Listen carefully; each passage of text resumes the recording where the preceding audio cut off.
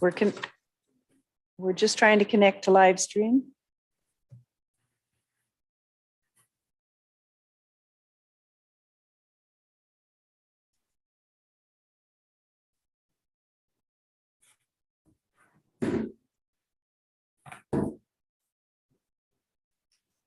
Maybe in the meantime, put their mics on.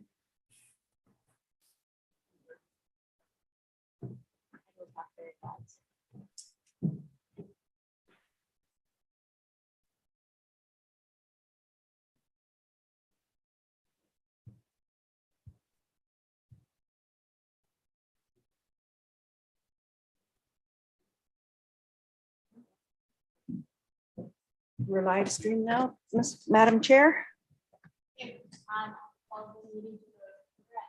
11 p.m. Welcome everyone. I'm Melinda, or the writer. I'm the applicant for Anthony Rossi, and Yeah. Madam Chair, I'd say that we have a quorum. We have 3 members present today. So I will do the land acknowledgement. I acknowledge with respect that we're in Robinson Huron Treaty Territory, that the land on which we are gathered is the traditional territory of the Anishinaabe and known as Bawating. Bawating is the home of Garden River First Nation, Batchewana First Nation, and the historic Sault Ste. Marie Métis Council. Madam Chair, again, if I could please have a motion for the minutes of November 1st meeting. Sorry, I'll look around. I'll move to accept the notes. oh, hang on, I'll second. It's unanimous. Thank you. I've had no request for withdrawal or deferral, and I've had no one advise of any disclosure of pecuniary interest. Is there any? Seeing none, we'll record none. So we'll move to our first matter on the agenda. And that is an application from Elizabeth and Robert Radke, owners of 1662 Wellington Street East. It is application A422, and Mrs. Radke is in the gallery. The subject property is located on the north side of Wellington Street East, approximately 74 meters west of the Lake Street intersection. It is designated residential in the official plan and is zoned R4 medium density residential. In accordance with section 45(1) or 2 of the Planning Act as applies, relief is requested from the provisions of bylaw 2005-150 as amended to legitimize the location of the existing carport. Specifically, section 4.2 of bylaw 2005-151, maximum eave projection permitted in the side yard is 0.6 meters. The applicant seeks the committee's approval to permit the eave to project to within 0.07 meters of the west property line. And section 9.1.5 of bylaw 2005-150, minimum distance from interior lot line is 1.2 meters or 60.9 centimeters. The applicant seeks your approval to reduce the minimum distance from the west lot line to 25.4 centimeters. Notice of public hearing was sent by personal mail to neighboring properties by posting a sign on site and by posting on the city website. As part of the application review, this proposal was circulated to internal departments and external agencies for their review. Building, planning, engineering, legal, fire services, and the Conservation Authority had no comment or objections. PUC services did not respond. Building division staff advised as follows. The wall facing the north property line will be required to be constructed in compliance with Article 9.10.15.5 of the Ontario Building Code for walls that are closer than 0.6 meters from the property line. This wall will need to be constructed with no openings and must have a fire resistance rating. Eaves troughs should be installed and downspouts directed away from the neighboring property. Confirmation should be provided that the footings for the new carport have not been constructed over the property line. Planning staff recommended that water runoff be directed away from the adjacent property in a manner that is to the satisfaction of the chief building official or his or her designate. Engineering staff advised that drainage be directed away from adjacent private property. For the committee's considerations, the applicants had engaged the services of a contractor to construct. The contractor assured them that he had obtained all the city approvals and moved forward with the construction of the carport. Unfortunately, he had not. And the applicants, Mr. and Mrs. Radke, are in the process of trying to rectify that now. The recommendations that should be attached to any approval are obtaining the required building permit, and she has applied for the building permit. Directing water runoff away from adjacent property to the satisfaction of the chief building official or his or her designate. And if you note, that doesn't say eaves trough, that says to the satisfaction of the chief building official. We're looking at a roof construction that has very minimal space to the property line, but not only that, there's very minimal eave. So the chief building official would be satisfied with what the applicant is able to provide. Also, as a condition, there is a lean-to at the back of the property, and while this doesn't have anything to do with the variance per se, it was an issue that was brought up in the course of the circulation. And the applicant has obtained a demolition permit to remove that lean-to that encroaches onto the adjacent property. So as a condition, removing the existing lean-to attached to the rear yard shed and moving that portion of fencing that encroaches onto adjacent property. And again, I can confirm that she has obtained the demolition permit to do that very thing. And those are my submissions, Madam Chair, other than Mrs. Radke is in the gallery, as well as a neighbor that wishes to speak.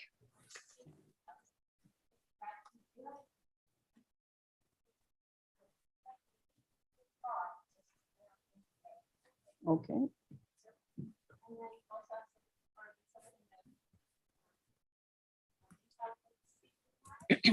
Sure, I'm the owner of neighbor. Okay, just state your name. My name is Simon Su, and I'm it's first time I'm here. I'm learning. So I think have email communication with Michelle for education, and I appreciate that. And she told me from the video. But I do have one question. I mean, thinking that assume that the owner. But the owner accepted he received the guideline for the project, right? Use the couple. So, but I mean, what I answered based on an email from Michelle. My question here is, was the city inspector invited to check the process or not? Yes, she has obtained a building permit now, or is in the process of obtaining a building permit. Before the permit is issued, she's going to have to satisfy the inspector that it meets the Ontario Building Code, or that it's brought up to meet the Ontario Building Code if there's changes that have to be made. And then the permit would be issued if this variance is approved.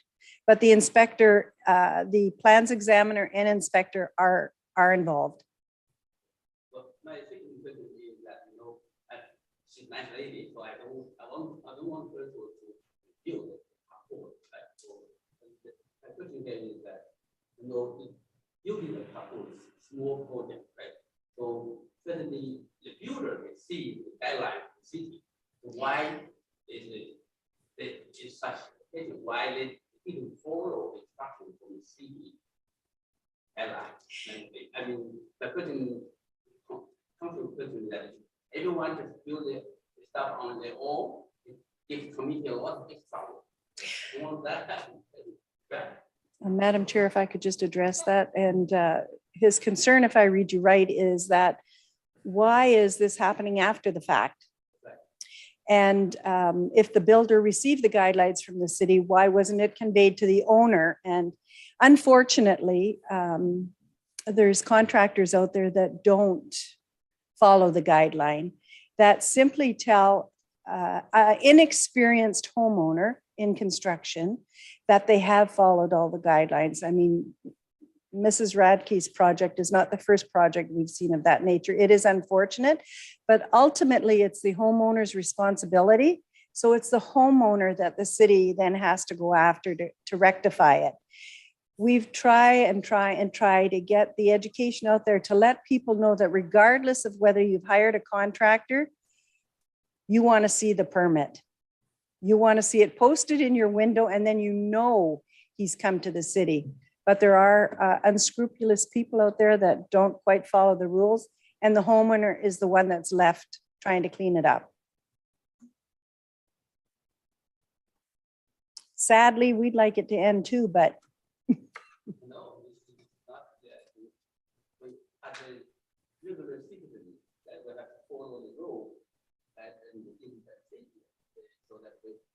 what happened, I can work with this. The- Otherwise, it's just like, Yeah. if I work, you need to, like, so. The contractor too has to follow the rules. Unfortunately, he didn't follow the rules. And not for the contact, the big project, it happens sometimes. Mhm. But for small project. like Yeah. at the building, it was so easy, follow that, just measure, and then to see the, where Yeah. the property line. And Yeah. Yeah. No one is sorrier than Mrs. Radke.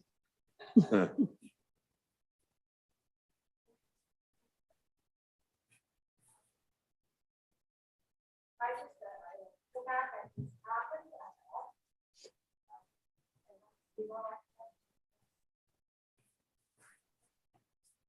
Yep. The contractor, I just heard from the contractor. And, I never received any message back already. And now all of a sudden he's. Fuck it now. We understand.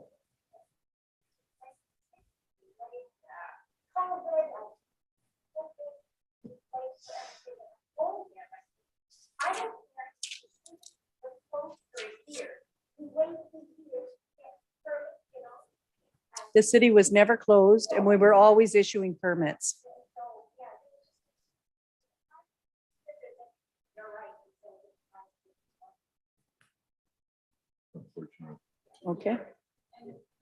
Yeah, I appreciate what you said, and certainly I know that, you know, I mean, you, as the owner of the office, the contractor, should make the community, I fully understand that, and I don't want to destroy the culture for sure, want to get, but I just want to let them know that last year, we would deal with I talked to happen, I left the later in the mailbox, and put it back. And in the over the phone, I did emphasize that when you build of course, nice addition to your house, but please follow the city law, right? You don't want to destroy it later, but find out that didn't follow the population. That's what I just want to meet members here. All right, thank you. Is there any questions from the committee then? Any questions, Joe? Joe? So No questions, Michelle. No questions. you. It's fine.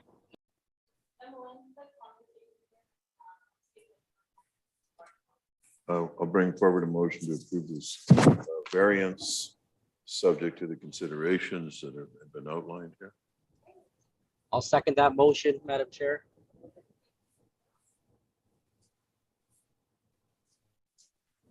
Madam Chair, I can't hear you. All in favor? Yay. Yes, yeah, I'm in favor. Thank you. Say, can I have all in favor? Yay. That's okay. Okay, thank you. And you can stay with us for the rest of them or you can leave. That's up to you. Thank you. Very good lending process. So, yeah.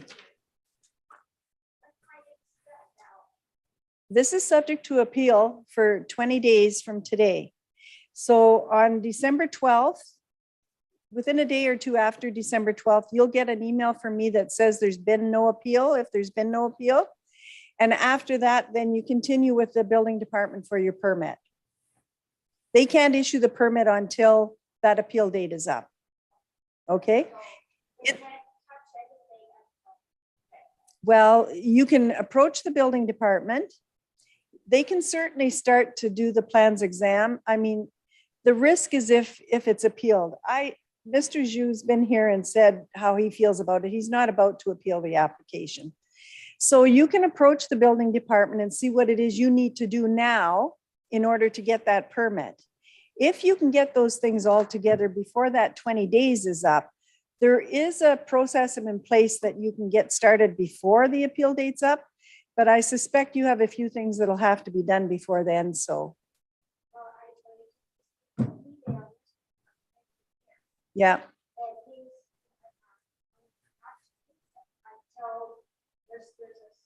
Yeah, but that's all stuff that you'll have to iron out with the building department. That's got nothing to do with the committee. Okay? Oh, I'd be looking at another one. Okay.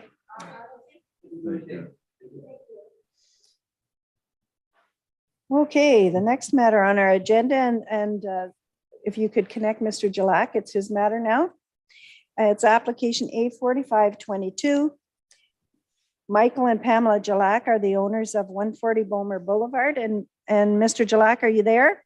I am, yeah. Okay, thank you. Yeah. It is located on the east side of Bomer Boulevard between Marwayne Avenue and Willoughby Street. It is designated residential in the official plan and is zoned R2 single unit residence. In accordance with section 45(1) or 2 of the Planning Act, relief is requested from the provisions of bylaw 2005-150 as amended to facilitate the construction of a new detached garage by reducing the required setback between the proposed garage and the main building.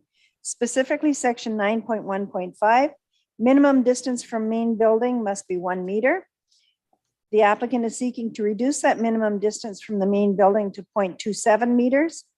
Notice of public hearing was sent by personal mail to neighboring properties and by posting a sign on site and posting on the city website. And I had no response back as a result of that notice. As part of the application review, this proposal was circulated to internal departments and external agencies. Building, planning, engineering, legal, fire services, and the Conservation Authority had no comment or objections. PUC services and Bell Canada right-of-way did not respond. For the committee's consideration, there's no objections to the request.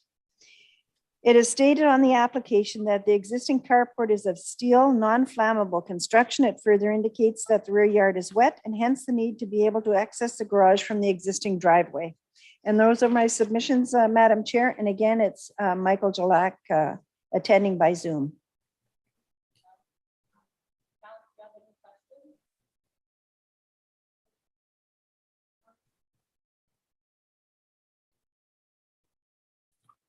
Mitch, was there anything you wanted to add? Yes, Mike. No, thank you for the opportunity to apply for this. And I just wanted to specify that the minimum distance between the actual physical house and the garage is still at 4 feet. My apologies for not realizing the carport counted as the house, so so it is still 4 feet away from the main house, but because the carport is attached to the house, it still now constitutes as being the house. So I just wanted to clear that up, that there's still ample space between the actual garage and the main house to get through and on both sides. And just to reiterate that the carport is of metal construction, steel, therefore it's unlikely that there could be any worry of fire or anything of that sort. So that's all I'd like to say. Thank you. Thank you.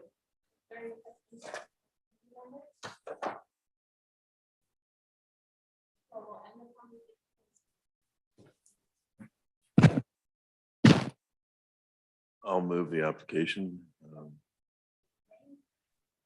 I'll second that application.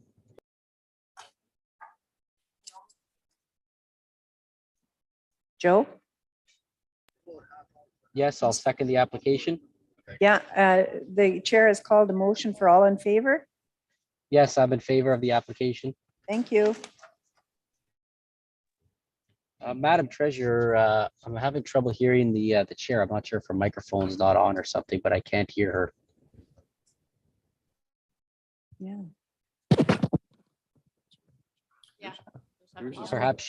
Perhaps she could use your microphone. Her mic, thanks for pointing that out. Her mic doesn't seem to be working properly. And But we'll make provisions in our next application. my apologies if you were speaking to me as well. I didn't hear if you were Michael here. Sorry about that. Okay, thanks. Yeah. Okay, so moving on to our next matter, it's application B 3622. This is an application from David and Kathy Pollock, owners of 361 Northern Avenue East. The property is located on the south side of Northern Avenue East, approximately 50 meters east of Northern Avenue East and Great Northern Road intersection. It is designated residential in the official plan and is zoned R2 single detached residential zone. The applicants are seeking the committee's consent to sever and convey the westerly 3 meters by 36.5 meters, 10 feet by 120 feet of the subject property and attach it to the westerly abutting property municipally identified as civic number 357 Northern Avenue East as a lot addition. The intent of the application is to increase the land holding of 357 Northern Avenue. Notice of public hearing was sent by personal mail to neighboring properties by posting a sign on site and posting on the city website, and I've had no response from those notices. As part of the application review, this proposal was circulated to internal departments and external agencies for their review. Building, planning, legal, fire services, public works, Bell Canada right-of-way, and the Conservation Authority had no comment or objections. Engineering staff advised that a 3-meter road widening is required if it has not already been taken. PUC services advised that there is an existing registered easement in favor of PUC Distribution Inc. along the southerly boundary of Civic 361. They require that this easement remain with all the same dimensions and entitlements. Considerations for the committee are: the easement area referred to by PUC is beyond the proposed severed land, so this consent does not impact that easement in any way. No objections were received from staff or other persons circulated on the request. Conditions to be applied but not limited to any approval are: provision of registered survey plan, provision of a 3-meter widening strip across the frontage of the subject land must be conveyed to the city, payment of certificate fee, provision of applicable transfer documents, discharge or partial discharge of charge or mortgage, payment of municipal taxes, and compliance with zoning bylaw provisions. And those are my submissions, Madam Chair. And there's no representation. Thank you, Michelle. Is there any questions from committee members? No, thing. Okay, we'll end the conversation, and can I get someone to move? Okay, Wayne. I'll make the motion to approve the consent application, subject to the conditions. Okay, thank you, Wayne. I'll second the motion. Thank you, Joe, and all in favor? I'm in favor. Okay, so let's move. Thank you. Thank you. We'll move to our last matter on the agenda, and that would be application B 3722. It's an application from Ruscio Masonry and Construction Limited, 349 Patrick Street. Carlos Spatafora is the solicitor acting, and he's available by phone if we need him. The property is irregular in shape with frontage on the west side of Patrick Street and on the north side of Wallace Terrace. It is designated residential in the official plan and is zoned R3 low density residential zone. The applicant is seeking the committee's consent to sever an easterly portion of the subject property fronting on Patrick Street, being approximately 32.44 meters by 36.71 meters, having an area of 0.12 hectares, and convey it into 3 parcels illustrated on a draft plan dated October 22nd, 2022 as Part 1 being 11 meters by 36.68 meters, Part 2 being 7.89 meters by 36.69 meters, and Part 3 being 13.55 meters by 36.71 meters. Together with a 1.5 meter wide easement along the northerly side yard and along the rear yard of proposed Part 1 in favor of the occupants of the proposed Part 2 to provide access egress to the rear yard of proposed Part 2. The intent of the application is to provide autonomous title to each of the townhouse units currently under construction. Notice of public hearing was sent by personal mail to neighboring properties by posting a sign on site and posting on the city website. As part of the application review, this proposal was circulated to internal departments and external agencies for their review. Building, planning, engineering, legal, Bell Canada, right-of-way, and Conservation Authority had no objections. Fire services and PUC services did not respond. Engineering staff advised that a drainage agreement is required if one has not already been entered into. Considerations: no evidence that approval would create a negative impact. Conditions to be applied but not limited to any approval are provision of registered survey plan, payment of certificate fee, payment of cash in lieu of parkland, provision of applicable transfer documents, discharge or partial discharge of charge or mortgage, payment of municipal taxes, compliance with zone bylaw provisions, and enter into a drainage agreement. And those are my submissions, Madam Chair. Thank you, Michelle. Do I have any questions? Do I have any questions from committee members? None for Seeing me. None? Seeing none, can I have a motion? All motion. Thank you, Joe. Which is pretty phenomenal. Is that for approval Yes, with conditions? yes, with the conditions. Okay, thank you, Joe. I'll second. And second by Wayne. And all in favor? Aye. Yes, I'm in favor. Okay, motion, thank you, motion passed. Thank you. And that is the end of our meeting. And we'll disconnect live chair at 2:36. Madam, if I could have an adjournment. Hmm. 2:36. You want a motion? I don't need You it. Seeing no declare? other business, we'll adjourn. Okay, seeing no other